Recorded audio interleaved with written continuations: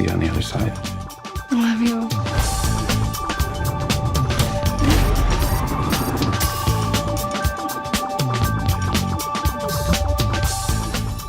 Downsizing is the latest film from Alexander Payne, who previously wrote and directed Election, Sideways and The Descendants, all of which I've seen and enjoyed, though it's a long time since I saw Sideways.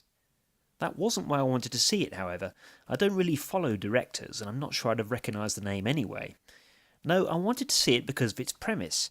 In a world where, for environmental reasons, we develop the technology to shrink humans to a height of just a few inches, an average guy opts to get small and has to adjust to his new life as an ultra-manlet. That's a damn good premise, which the film manages to squander almost entirely. To say Downsizing loses focus is putting it mildly. It doesn't so much lose focus as drop the whole fucking camera in a tub of Vaseline.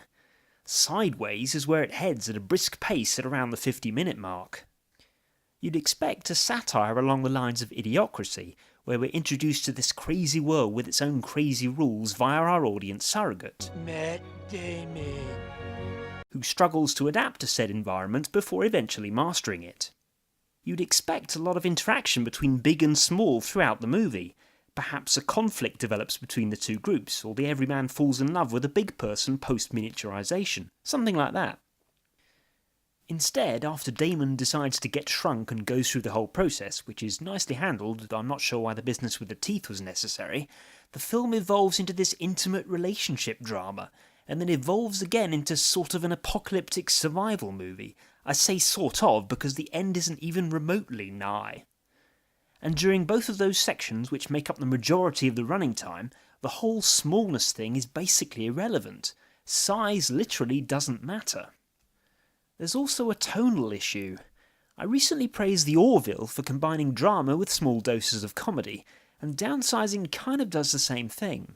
But here it doesn't really work because the humour is too infrequent, jars with the film's overall dryness, and isn't that humorous. Witness the Vietnamese activist lady's supposedly hilarious broken English, which I just found mildly grating. Meanwhile, Damon's character is too average, in that it's barely defined at all. He's a bit of an indecisive loser, but not massively so, and that's pretty much it. He's a guy to whom, or around whom, things happen, and the things that happen mostly seem like they belong in another movie, or two movies.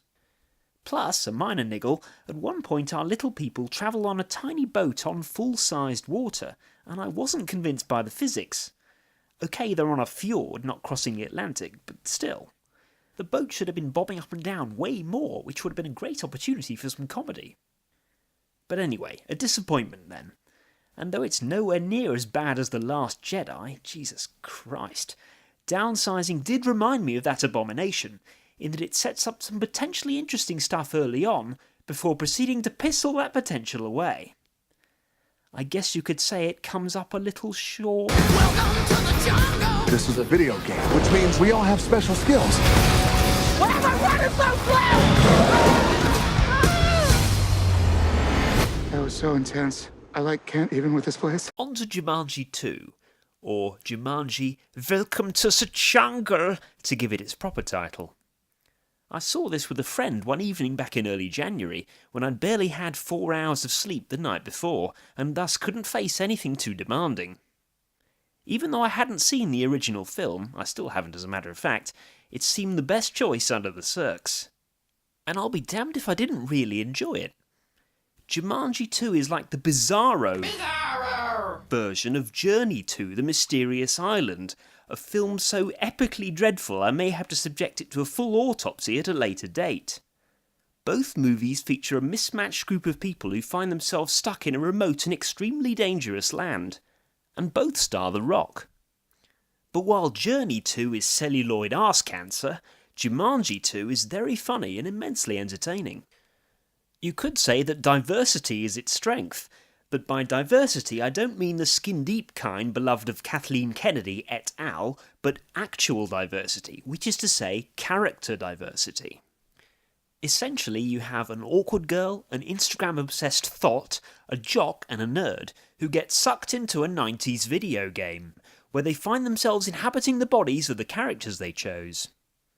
The awkward girl becomes a scantily clad kick-ass karate expert, the thought becomes a fat middle-aged man, the jock becomes a backpack-wielding, unimposing sidekick, and the nerd becomes, well, The Rock.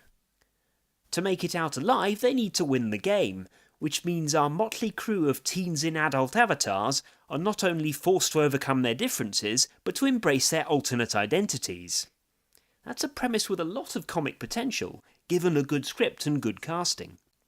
And praise fucking be, this film gets both. I don't want to spoil the jokes for anyone who hasn't seen it, but I will say that the highlights include Jack Black, the fat guy of course, teaching Karen Gillan, hot karate lady, how to flirt, Kevin Hart, the backpack guy, having a bad reaction to some food, and The Rock's repeated demonstrations of a certain ability. Oh, and Rhys Darby from Flight of the Conchords saying, "Welcome to Jumanji!"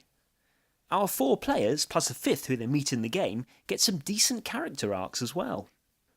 Mould-breaking and intellectual it ain't, but it's a lot of fun, and thus stands in stark contrast to most of Hollywood's output of late.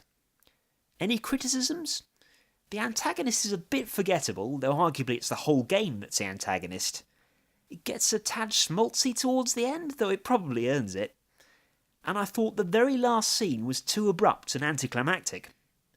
But this is nitpicking. Jumanji 2 shines thanks to its surprisingly superior writing and performances. Damn refreshing after SJW wars, let me tell you.